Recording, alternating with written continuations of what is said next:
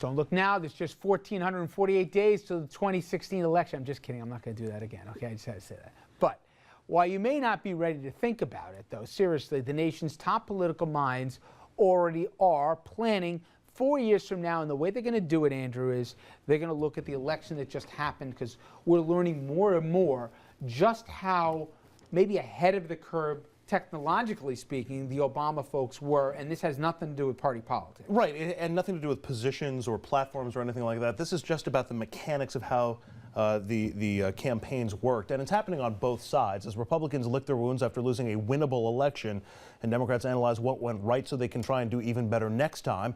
That includes Obama campaign manager Jim Messina, who in an interview with Politico took note of moves his team made in 2012 that may change the way all future presidential campaigns are conducted.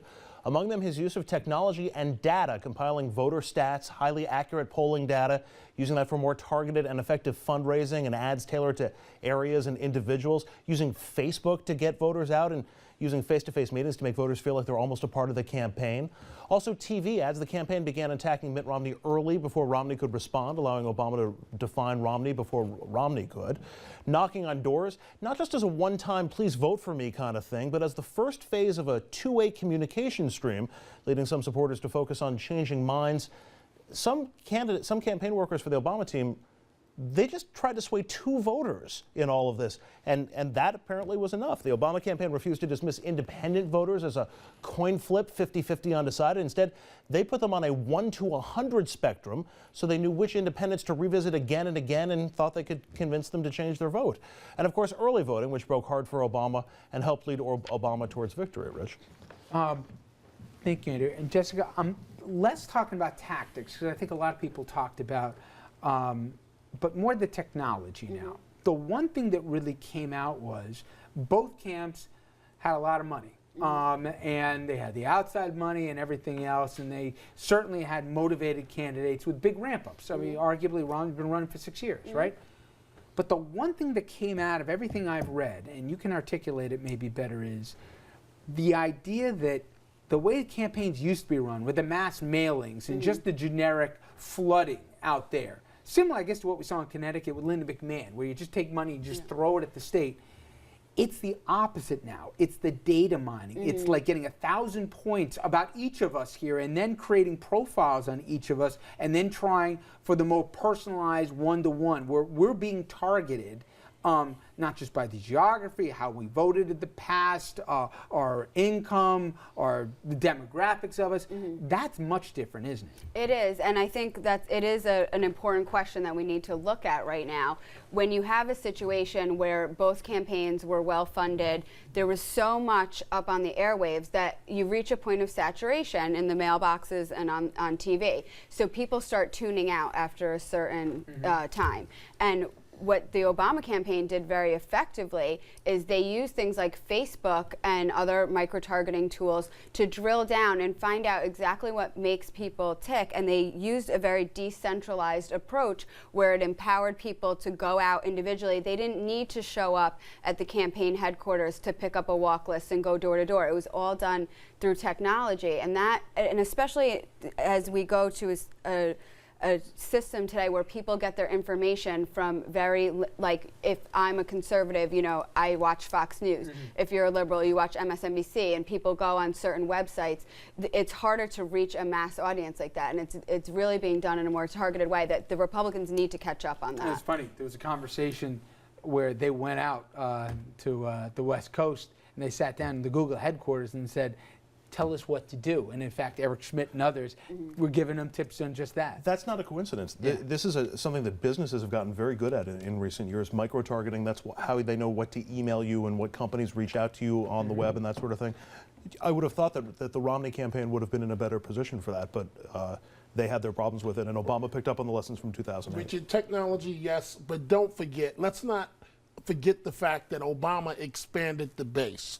Technology, I'll give you credit. 200,000 more African Americans just in the state of Ohio voted. See, we can focus on technology, but that's not the real story. The real story with this election is Obama expanded the base. But I think the NAACP registered 1 million new voters. But I think it has to do a little bit, Dominic. You're 100% right. I agree with you. You have to identify the electorate. That's And how I it think sounds. this time more That's than how it anything, sounds. people said, wait a minute.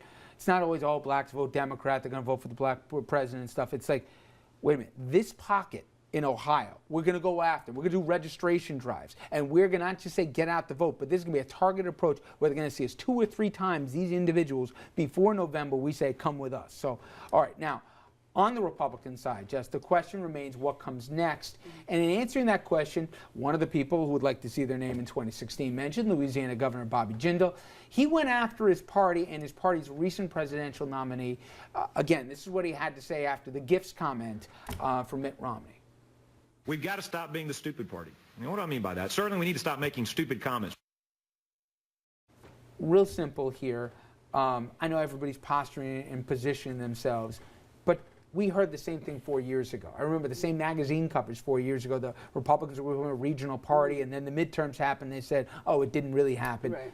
Do you really think there's going to be lessons learned this time instead of about alienating demographics, or no? Well, I think, everything's cyclical, but what he was saying was in the broader context of that, we don't need to compromise our principles or change the principles of the party, but what happens is you have a few individuals that say ridiculous things and it damages the brand overall. And I think there is a perception problem within the Murdoch and party. Aiken, which we'll all agree, Right. didn't speak for Republicans. However, certainly didn't speak for Romney.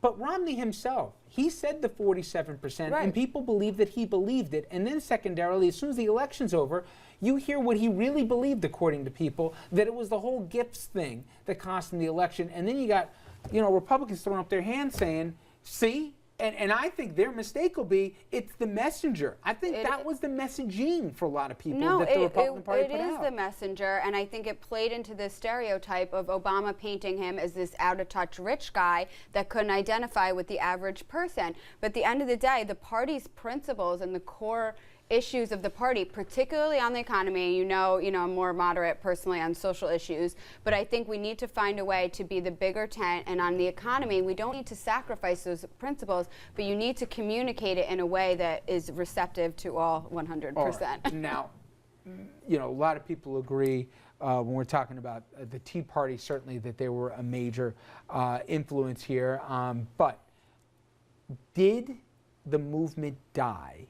And Andrew, I'll ask you, a lot of the folks here, from the Alan Wests here to the Joe Walshes to the rest, even the Ann Hayworths, who, albeit modified her position from 2 years ago to now, did this change in terms of who that movement is and their influence for the party? Well, we put together a group of 6 Tea Party House members who are not going to be returning to the House. And there you see some of them lost their reelection bids, like Hayworth or Walsh or West. Some of them, like Aiken or Rieberg, ran for other offices and lost in those races too.